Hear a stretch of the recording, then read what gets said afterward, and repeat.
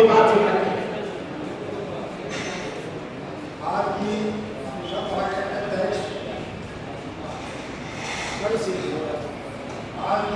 अध्यक्ष सरदार जगदीश चंद्र हमारे नेताओं ने जो फैसला लिया है, ये जो इसके लिए हमारे को बहुत बड़ी ऊर्जा भी मिली है और खुशी भी हुई है।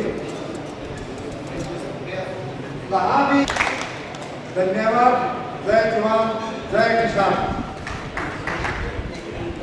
धन्यवाद। ये ताकत है, एकदम शक्ति है। सुरेंद्र जी पूरा मैं बिजली का काम करता हूँ और भनोई बार्डर पर और शंभू बार्डर पर बार बार समय मिलता वैसे पहुँचता है। वो आज यहाँ से फैसला हुआ है, बोला गया है कि कल यूनिवर्सिटी में हमारा संगठन जाएगा। हम पूर्ण तौर पे उन विद्यार्थियों के साथ हैं जिनके साथ अन्याय हो रहा है।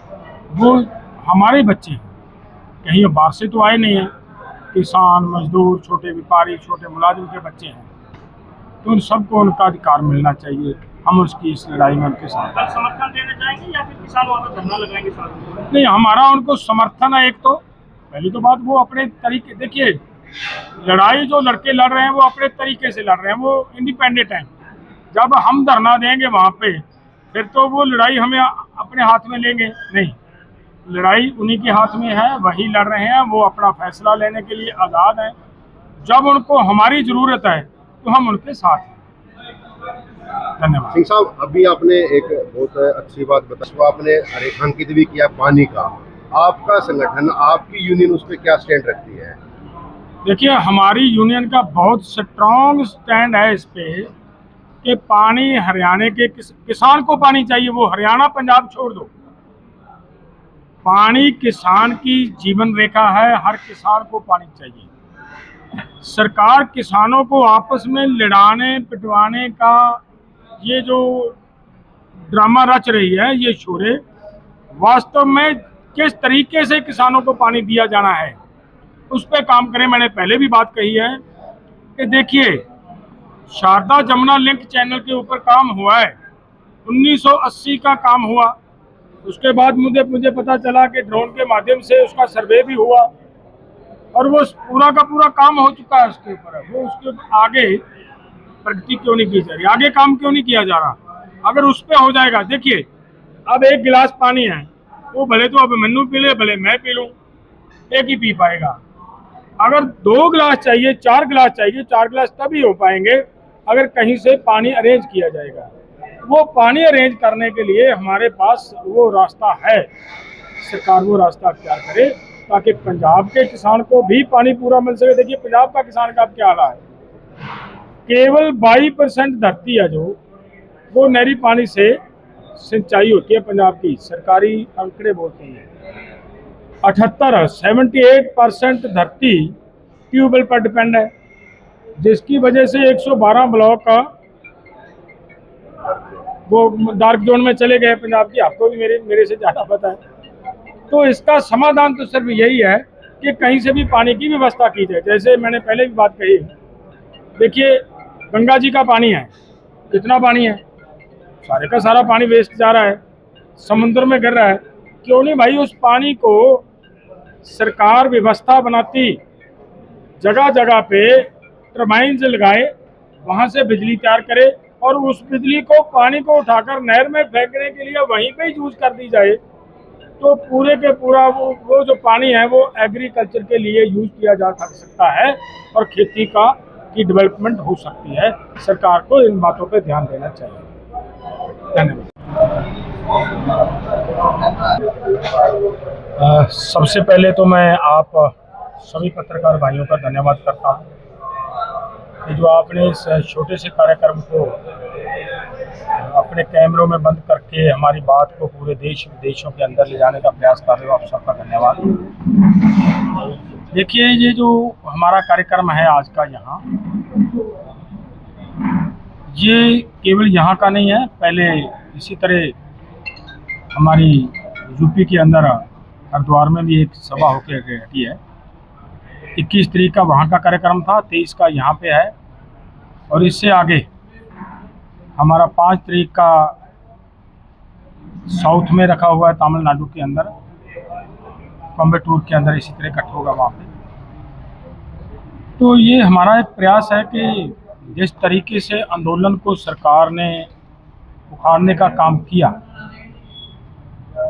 उस पे हम सब मिलकर पूरा स्कीम नॉन पॉलिटिकल एकजुट होकर आगे किस तरीके से आंदोलन को और मजबूती से लड़ा जाए, उस पर हम काम कर रहे हैं।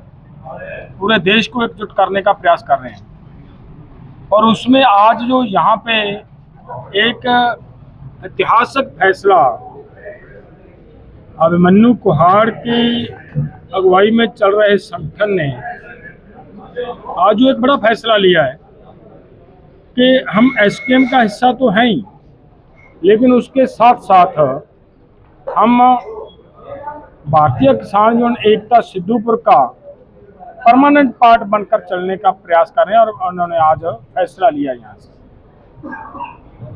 ये एक अलग तरह का फैसला है। आज तक आपने सभी ने देखा है, संगठन बढ़ते तो देखे हैं, लेकिन बटे हुए आपस में इकट्ठे होते नहीं देखे होंगे। ये बात इस बात को संदेश देती है, इस बात को क्लियर करती है कि देश के अंदर देश के किसानों के मुद्दों को सीरियसली संजीदगी से लेकर लड़ने वाले लोग हैं, जो ये समझते हैं कि अलग अलग संगठन बनाकर लड़ाई लड़ना उतना आसान नहीं है जितना एकजुट होकर हमारा लड़ाई लड़ना कारगर सिद्ध होगा। और वो फैसला जो इन्होंने लिया, मैं ये मानता हूँ कि एक बहुत बड़ा फैसला है। ये कोई छोटा फैसला नहीं है कि अपने आप को कुर्बान करने जैसा फैसला है। जिस आदमी ने 5, 6 साल, 7 साल लगातार मेहनत करने के बाद एक संगठन खड़ा किया हो और उसको आज दूसरे संगठन में विलय कर देना, ये बड़ा फैसला, बड़ा त्याग का फैसला है। हम इस फैसले की सराहना करते हैं, और ये फैसला आपने देखना आने वाले दिनों में सरकार को भी चिंता के आलम में लेकर जाएगा। जो आज यहाँ पे फैसला हुआ, हमारा यही एक प्रयास है कि पूरे देश के अंदर हम जाएं और एक स्टेट के किसानों को किस तरीके से इकट्ठा किया जाए वो करें, और वही आज कार्यक्रम था। और इसके साथ साथ मैं एक बात और कहनी चाह रहा हूँ। देखिए, पिछले समय जब हमारा आंदोलन चल रहा था खनौरी शबू की, सुप्रीम कोर्ट ने एक कमेटी बनाई थी किसानों के मुद्दे समझने के लिए, उनका समाधान निकालने के लिए। और उस कमेटी में हिसार की एग्रीकल्चर यूनिवर्सिटी के वाइस चांसलर को भी लिया गया था। अब हैरानगी हो रही है, पर मैं ये सोचकर अब काफ़ी परेशानी हुई जब से मुझे ये पता चला कि इस तरीके से हुआ। वहाँ पे उसी यूनिवर्सिटी के अंदर हमारे युवा जो लगातार बहुत पुराने समय से बच्चों को ये एक मिल रहा था कि 75% नंबर लेने वाले सभी लड़कों को स्कॉलरशिप दी जाएगी। अब क्या हो गया भाई, अपने यूनिवर्सिटी के विद्यार्थियों को जो इंसाफ नहीं दे पाए लोग, वो किसानों को इंसाफ देने के लिए उस कमेटी के मेंबर बने हुए हैं। ये तो उनकी योग्यता के ऊपर एक बहुत बड़ा सवाल उठता है। और उसी यूनिवर्सिटी के अंदर उन युवाओं को, हमारे नौजवानों को, उन छात्रों को पीटा गया, उनके सिर फोड़े गए। ये इसकी हम आज की इस सभा में घोर शब्दों से निंदा करते हैं, निखेधी करते हैं, और मांग करते हैं कि उसी पुराने पैटर्न के ऊपर उन सभी विद्यार्थियों को